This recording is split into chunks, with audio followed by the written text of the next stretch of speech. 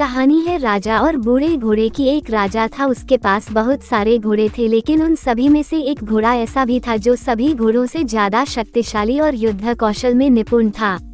राजा हर युद्ध में उसकी पीठ पर बैठकर जाता और युद्ध जीत कर आता था, इसलिए राजा उसे बहुत प्यार करता था। समय के साथ घोड़ा बूढ़ा हो गया। राजा को लगा कि अब शायद उसका घोड़ा पहले की तरह युद्ध में सहयोग नहीं कर पाएगा, इसलिए उसने घोड़े को युद्ध में ले जाना बंद कर दिया। अब घोड़ा सारा दिन अस्तबल में बैठा रहता था या घास चरने मैदान में चला जाता था। एक दिन घोड़ा कहीं दूर निकल गया और रास्ते में आते समय एक नदी मिली। नदी में कीचड़ था। घोड़े को लगा कि वह आसानी से नदी पार कर लेगा, किंतु जैसे ही उसने नदी पार करने का प्रयास किया वह कीचड़ में फंस गया। घोड़ा जितना कीचड़ से बाहर आने का प्रयास करता वह उतना ही उसमें फंसता जा रहा था। अपने आप को मुसीबत में घिरा देख घोड़ा जोर जोर से हिनहिनाने लगा। घोड़े की हिनहिनाने की आवाज सुनकर रास्ते से जा रहे राहगीर इकट्ठे हो गए। उन सभी ने मिलकर घोड़े को कीचड़ से निकालने का प्रयास किया, किंतु वे असफल रहे। लोगों ने घोड़े के मालिक का पता किया तो पता चला वह राजा का घोड़ा है।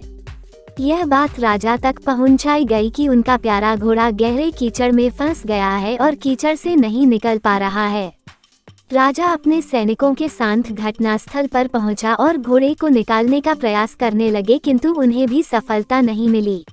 अब राजा भी बहुत परेशान हो गया। उसने अपने मंत्रियों को बुलाकर सलाह ली। तभी एक बुजुर्ग मंत्री ने सलाह दी कि घोड़े के पास युद्ध के नगाड़े बजवा दिए जाएं और आसपास युद्ध का माहौल तैयार किया जाए। राजा को बूढ़े मंत्री की सलाह अच्छी लगी और उसने वैसा ही किया। जैसे ही नगाड़े बजे, तलवारों और ढालों की आवाज गूंजी, वैसे ही बूढ़े घोड़े में मानो फिर से जवानी आ गई और मानो उसकी नसों में खून का संचार कई गुना बढ़ गया हो। वह धीरे धीरे उठ खड़ा हुआ और जोर से हिनहिनाते हुए चमत्कारी रूप से एक झटके में कीचड़ से बाहर आ गया। राजा ने बूढ़े मंत्री से पूछा, ये चमत्कार कैसे हुआ? मंत्री ने उत्तर दिया, ये घोड़ा बूढ़ा जरूर हो गया है, लेकिन जब इससे काम नहीं लिया गया तो इसके अंदर का उत्साह और आत्मविश्वास खत्म हो गया था, और आज फिर से वही माहौल मिला तो उसमें उत्साह का संचार हुआ और ताकत लौट आई है।